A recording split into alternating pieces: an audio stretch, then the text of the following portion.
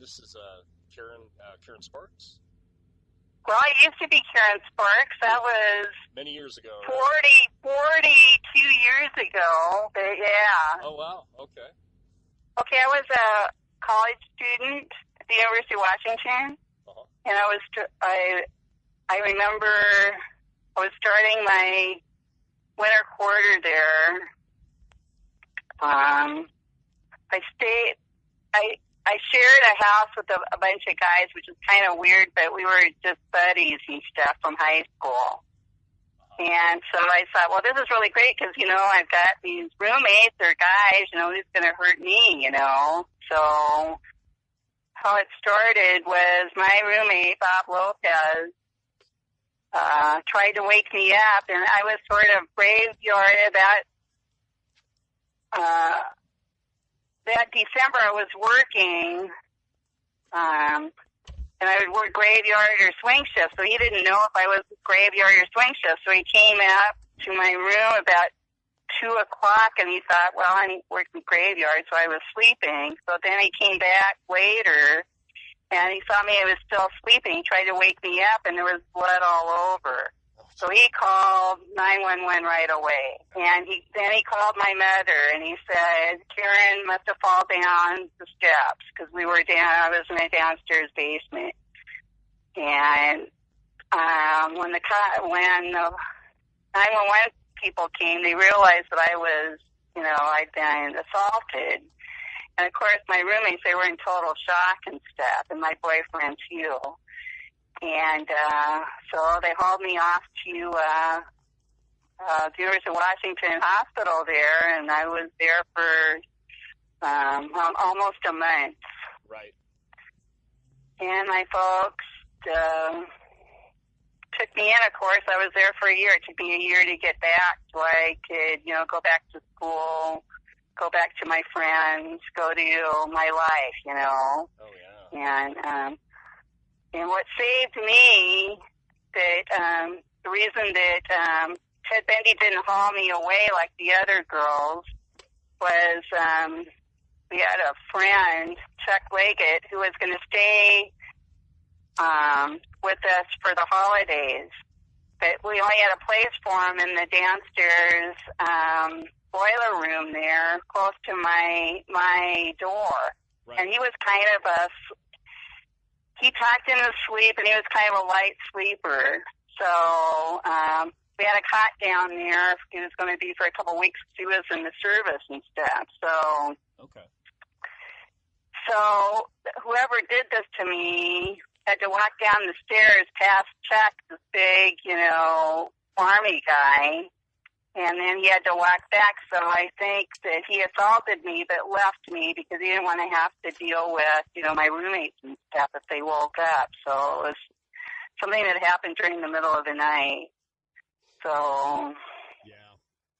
And you were completely asleep. I was completely out of it. I mean, I didn't even know what happened at all. So luckily, I wasn't traumatized or anything. I mean, it's just like being in a car wreck. I mean, I didn't know anything. Yeah. What happened.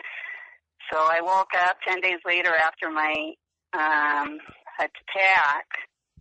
And so I remember seeing my dad. I woke up, I saw my dad, and I said, what happened? What happened? He says, well, you had a little bump in your head.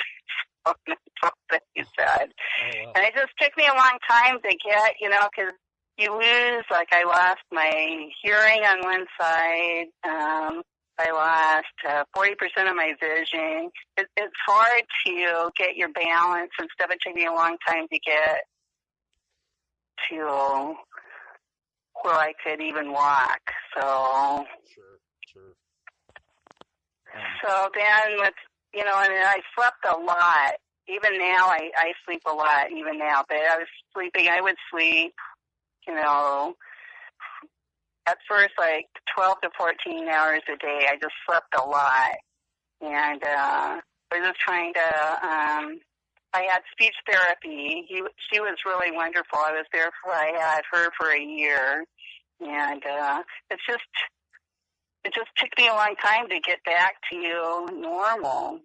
Sure. After that. But I was really lucky that I wasn't traumatized emotionally or anything. So. Yeah, that's wonderful. And do you know, was there? I mean, I know some of these questions are kind of personal. Was there any sort of TBI, brain damage of any sort that? Oh yeah, for sure. I think they calculate 24%. Yeah, I think there was some brain damage for sure. Yeah. So it was all localized, and I was young. I was only 21. So it was localized. They call it was on the left side of my brain. They call it aphasia, which is a speech and understanding.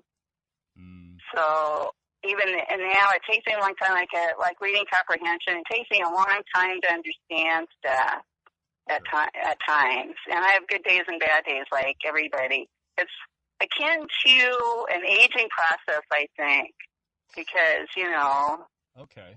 you're not as quick as you used to be, but you're more mindful.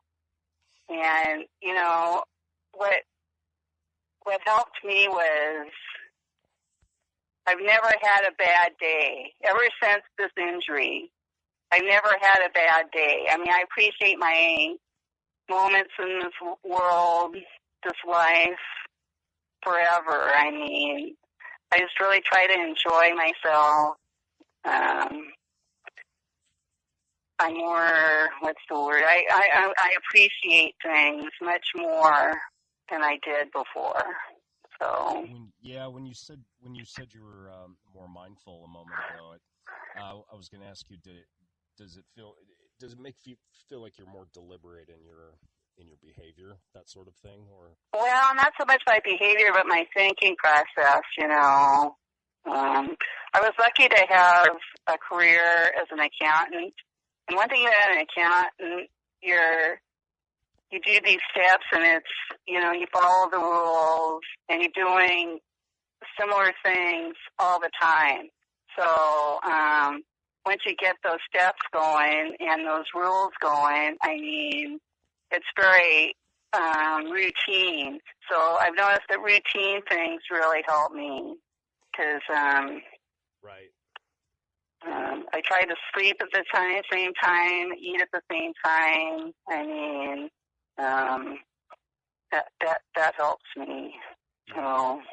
So that sort of the sequence of the way you do things, it allows you to kind of organize yourself day to day. Yeah, I'm very organized person. Self-manage your life in general, I can imagine. So I'm not. Of course, I never was, what do you call it, like a free, like one day you're going to do one thing, and next day you're going to do something else. I mean, I like having a routine, but I always was like that, so. Sure. But more so after the injury. Sure. I was really fortunate to have, a wonderful family and really great friends. I mean, they all stood by me, and they really encouraged me quite a bit, so. But did you see that Ted Bundy, they had a Netflix thing about him? I did. That was that was really good, yeah. Did you like it? It was interesting. Yeah, I did. Yeah, I did. So it's sort of interesting how the police, they couldn't really coordinate. I'm sure with the internet now, they can do everything, but, it's just sort of interesting how the different police detectives, they weren't able to coordinate it all. I was really shocked, even then, well, but they couldn't. Yeah. Yeah. Well, it's interesting. They Robert Keppel, the guy who was heading up the investigation where you are, right.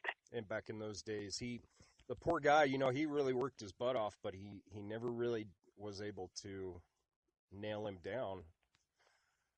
Yeah, that was unfortunate for everybody, but I thought the police did a really good job, at least in the Seattle area. I mean, they did the best they could, for sure. And my father really respected those cops, so. For sure. I think they did what they could with, considering the technology. And they were really respectful to me and my family and my friends. At first they thought it was one of my friends because they didn't know, and all my, boyfriend and my roommates and stuff, they went through a lie detector, they told me later, and that was kind of spooky, for them and stuff, because you don't want to be accused of something, that, Sure. I knew these guys since I was a little girl, they were really good friends of mine, and so that was kind of a shock for everybody, it's not just the victim, it's the whole family, the people that you're close to and stuff. I mean, it affects everybody. Sure. And I never did want to think of myself as a victim. I mean, you either want to be a victim or a victor. You just have to do the best you can and have a happy life. I mean, that's what I try to do. And I was really fortunate, having a successful marriage, great kids, and a career. I mean, I was really fortunate. Did you ever feel like he was stalking you at some point? Nope, never. Okay. I told the cops this too. I thought, this was just a couple days before the injury. I remember staying up late reading, and I remember looking up at the window in my basement room, and I thought for sure I saw some guy looking at me. That was only one time, and I just thought, this is just, it was late. It was, who's gonna stalk me? I'm living with these three guys, and then I thought that one time I thought that some guy was looking at me through the basement window. Okay. But other than that, never. I mean, I was kind of free spirit out there. I mean, I never was worried about anything. I'd walk around midnight at 1 o'clock in the morning in the E District. I mean, maybe I was just kind of stupid or something, but I just never thought that, Yeah, right. There were so many kids out in the street and stuff, the E District and stuff, so, and then I had a lot of friends in the area and stuff, and I don't know. You never suspect. Even now, I'm not afraid. I mean, I've never been afraid of anything, I don't think, so. Good for you. There was I remember I was doing my laundry, I was getting ready to go to school, go to the grocery store, go to the laundry. I thought I saw some cute guy in the laundromat kind of looking at me, but, I don't know, Right. That was a couple days before, so I thought, there was some cute guy there doing the laundry, and he kind of looked at me and stuff, but then, I didn't really think much of it, and it seemed like he did kind of like the pretty girls, the prettier girls, than, we were all kind of like short, petite, right, long hair, in that age group too. Would you say you had because the photo I've seen is black and white, would you say you had sandy brown hair or sandy? Yeah, brown? Sandy brown, yeah. Okay. Did you ever hang out at that bar Dante's back in the old days? I never was a drinker, and I've been there a couple times, but I've only been, and I was lucky because my boyfriend didn't drink either, so we hung out a little bit. We never had any money. Right. We didn't have any money, so I've been there a couple times, but not regularly. Sure. So, yeah. we didn't have any money, so in college, we played bridge. We just played bridge because it was free, and you hang out with your friends, and Yeah. We read books, and we'd go on walks, and stuff that was free. We did as much as we could. Sure. So, I don't know, but we didn't have any money to go. Like Dante's was kind of posh. I mean, it was. You had to have a little money to go there, right, as I recall. And I don't even know if Dante's is still around. I mean, I don't know.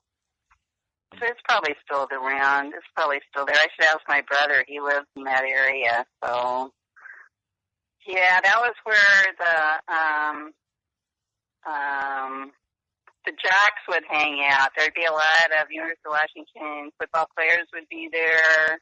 The sorority and fraternity people would be over there, you know. So Well, I've been there oh, go ahead. I'm sorry. a few times.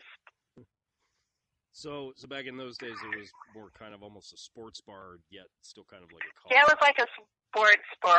Yeah, sports. Yeah. Okay. The jocks and the fraternity, sorority crowd would hang out there. Okay. So, as probably as a drink, you probably didn't hang out at the Sandpiper either. No, Okay. no, that place was really pricey. No, that was only when my folks would go to the Sandpiper. I don't know. Right. No, that's funny. The martini crowd of those days, maybe. Yeah, for sure. Yeah, the cocktail crowd. I mean, were you worried at all when? I mean, because it's funny. A lot of people tell me they were worried when he escaped from Colorado. Did that ever anything? No. Well, my mother was. My mother was worried, but I wasn't. No. Right. My mother kind of freaked out because when Janice Ott that was disappeared there at Lake Sammamish, that was around 4th of July weekend or something. Maybe it was the weekend after. I don't remember. Well, I was there with my boyfriend, and so my mother really freaked out when she found out those other two girls that were disappeared. Holy cow. And so she sort of freaked out, and she thought, well, you know, what happens if he remembered you? Well, I was with my friends and my boyfriend. I mean, he wasn't going to haul me off. And then when he escaped, my mother was kind of freaked out about it, but not me. I mean, I was just an object, like a piece of jewelry, or I was just an object. The women were just objects, and there are a lot of objects. So he's not searching for, he's not going to go back to you. Oh yeah, I remember, beating up Karen Sparks. Of course he doesn't remember any of that stuff, because it's just, It wasn't, you know what I'm saying? Yeah, it wasn't personal. I was just furniture fixtures to him, That's what he thought of women. That's what I think. It was just an object for him. Sure. For his satisfaction. Yeah, it wasn't personal. No, it wasn't like an old boyfriend that was jealous or any of that stuff. I mean, I'd be more concerned about something like that than, something that he did, Okay, when I was in the hospital, my dad, the doctors were concerned that I wouldn't survive for one thing, and then they thought, well, I'm going to be like a vegetable. Yeah. So they started to work out like nursing home issues. My dad said, no, we're just going to take her home and see how it works out. And so when I was there for a minute, and I was getting a little better, and I was able to talk and things. So my dad just thought, well, we'll get a speech therapist. We'll, be as positive as possible. We'll just treat her like we've always treated her. I mean, they didn't think of me as, oh, poor Karen, poor thing. It was not like that. So they just tried to encourage me to, do the best I could and stuff. And my dad, and I was really upset about it, because I said, Dad, I'm just not going to be the person I used to be. And he kept saying, no, you're going to be even better. And when he said that, I just thought, yeah, I'm going to survive this okay, and I'm going to be okay. And that's, the power of positive thinking. Yeah. I don't know. That's cool. That's probably one of the better things your dad probably could have said to you. Well, that's what I thought too. And so like my brothers, my mom, my dad, I mean, they treated me just a normal person, and I was just trying to, it's more like, their attitude was, oh, like maybe she broke, like you break your leg, so you try to help them and get better, and so you started walking again. So it was the same thing. They just tried to help me get better so I could be independent again, and that was basically it. So, kind of a lost art with parents at some level nowadays. Well, yeah, because my folks weren't helicopter parents by that's of the imagination. I mean, they wanted their children to be independent as soon as possible. Like my kids, I try to get them as independent as they could too, because I'm not going to live forever. And they're just going to have to be on their own. What did your folks do for a living? I just some curious questions about. My father he graduated from the University of Washington. He was a civil engineer, and then later on he started his own construction company. So this was really lucky for me, because when my injury, which was in January, that was sort of their off season. So my dad was able to spend a lot of time, with me and taking me to a doctor a lot, being interviewed by the detectives, going to speech therapy. And so my dad wasn't as busy in January, so, right. So my mom worked as a school secretary, and so my dad sort of took charge of me for that year that I lived at home after my injury and stuff. And he, did the doctor stuff, did the interview with the detective stuff, did the speech therapy stuff, and the doctor, they wanted me to stay. So I would go to the office with my dad the first 3 months, because the doctor didn't know. I mean, I could have stayed at home, but the doctor recommended that they, monitor me 24 hours the first 3 months after I got back from the hospital. So, but then later on, my mom gave me chores. I mean, I'd cook dinner, I'd do the laundry, I'd vacuum, just routine stuff, so I didn't get any special treatment or anything, so. And you feel that was directly, hey, you need to get up on your feet. Oh, yeah, sure. Yeah, because my dad kept saying, we're going to. So I wanted to get back to my life that I had before, with my friends and my apartment and, going back to school and stuff like that. So, because who wants to get, only 21 years old, who wants to get stuck living at home with your folks, I mean.